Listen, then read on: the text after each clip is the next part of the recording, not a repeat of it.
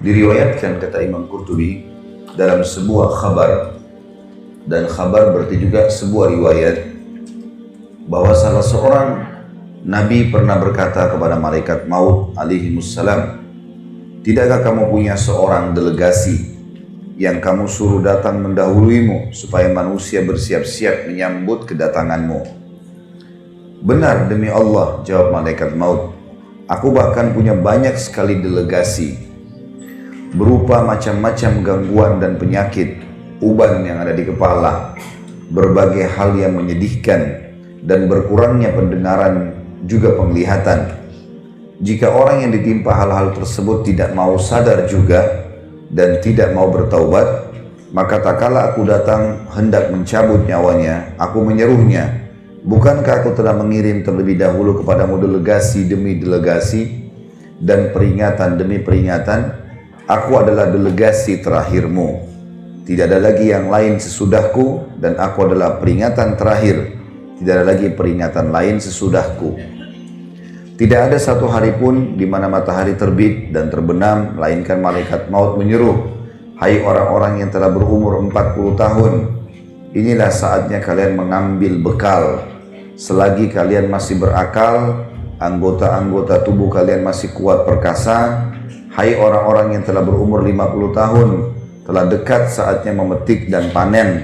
Hai orang-orang yang telah berumur 60 tahun, kalian telah melupakan hukuman Allah dan melalaikan jawaban atas firman Allah subhanahu wa ta'ala yang telah disebutkan di dalam surah Fatir ayat 37. A'udzu billahi minasyaitonir rajim. Awalam nu'ammirkum ma yatadzakkaru fihi man tadzakkara wa ja'akumun nadhir.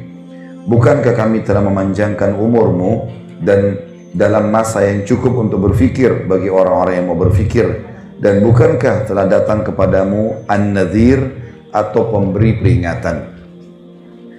Sampai sini dulu. Khusus lembaran ini kita harus mengambil pelajaran penting Bapak Ibu sekalian, dan sekaligus menepis beberapa persepsi negatif tentang masalah mati. Misal, orang menganggap nanti sudah keriputan, sudah tua sekali, sudah bungkuk badannya, baru dia mati. Ini persepsi salah. Karena banyak yang masih bayi mati, remaja mati. Persepsi yang lain, orang menganggap dia akan mati kalau masuk rumah sakit, sakit parah, di ICU. Maka ini juga persepsi yang salah. Karena ukuran rumah sakit dibandingkan dengan jalan raya, mana yang lebih banyak manusianya? Di jalan raya. Ruangan ICU ada berapa di rumah sakit? 1 atau 2. Mana manusia miliaran? Berarti persepsi orang yang menganggap bahwasanya sakit dulu baru mati itu keliru. Karena sedikit sekali orang masuk rumah sakit. Gak banyak. Gitu kan? Lebih banyak orang yang lewat lulalang depan rumah sakit. Kalau ada persepsi yang lain juga mengatakan mungkin kalau tabrakan tiba-tiba ya, atau terjadi pembunuhan, perampokan baru mati, ya juga keliru. Banyak orang yang tabrakan dan juga ya, dirampok tidak mati, tapi banyak orang yang justru tidak dirampok meninggal dunia. Dan ambillah dari semua persepsi yang syaitan bisikan di kuping kita untuk lalai, maka tepis semuanya. Dengan sangat yakin kalau mati bisa datang setiap saat. Mau sehat, mau sakit, mau kuat, mau lemah, mau kaya, mau miskin, laki-laki, perempuan. Jangan lalai terus. Kita perlu tahu dan garis bawahi satu hal Bapak Ibu sekalian. Kalau umur yang telah berlalu, umumnya lebih panjang daripada umur yang tersisa. Karena umur yang telah berlalu, itu yang sudah pasti kita laluin. Misal umur kita 40 tahun, itulah umur kita yang sebenarnya yang sekarang, yang sudah kita laluin, sudah kita nikmati, sudah kita lakukan berapa banyak aktivitas.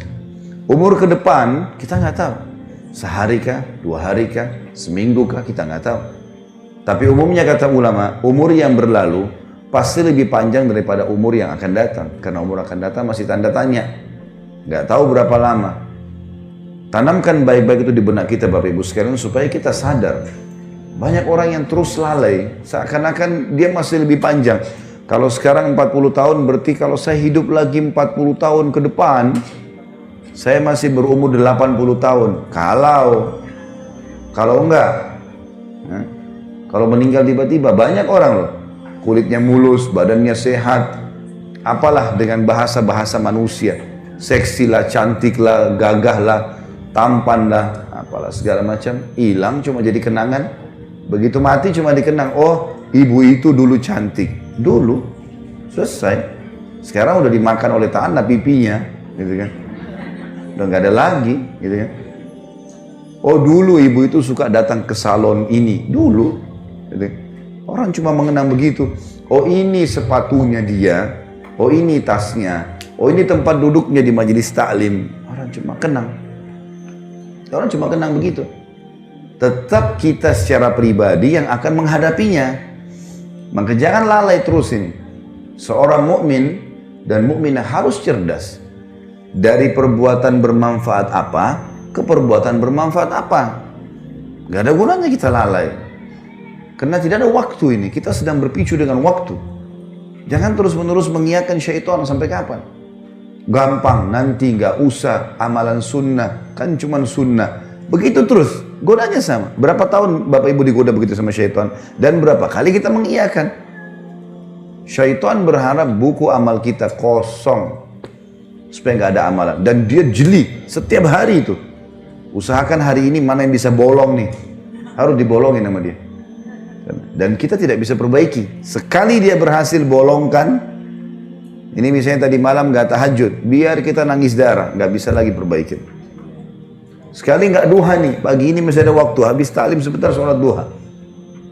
Sekali nggak duha, maka target syaitan supaya buku hari ini, di tanggal ini, di buku lembaran kesekian, dia kosong duhanya. Dan nyesel-nyesel nanti hari kiamat.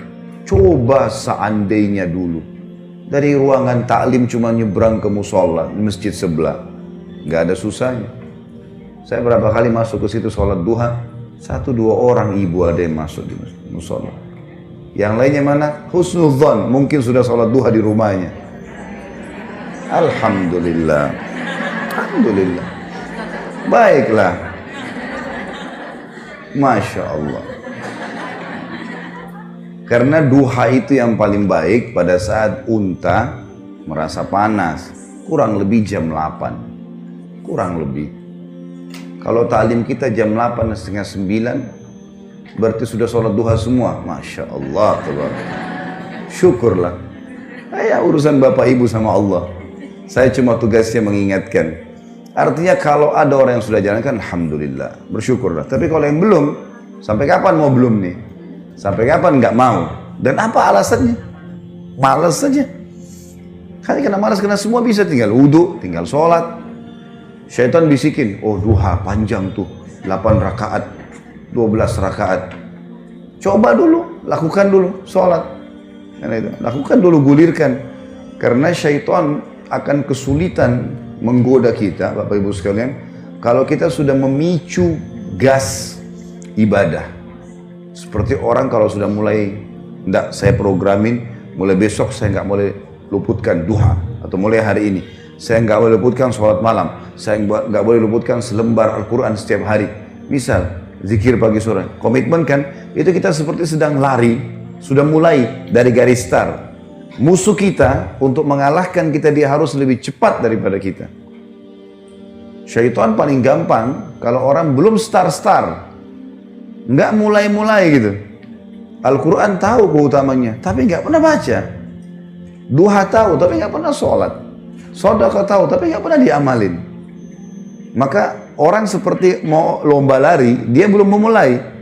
Maka oleh rivalnya diketawain aja dia. Gampang orang ini.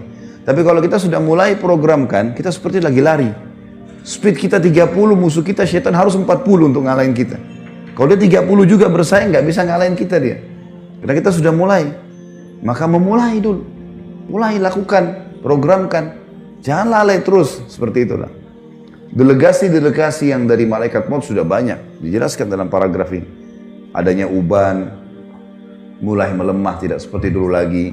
Penglihatan, pendengaran. Enggak Ustaz, saya masih kuat semuanya. Baiklah, kalau gitu tunggu panggilan yang terakhir nanti. Kalau tetap merasa begitu. Tiba-tiba nanti datang malaikat maut baru nyesel.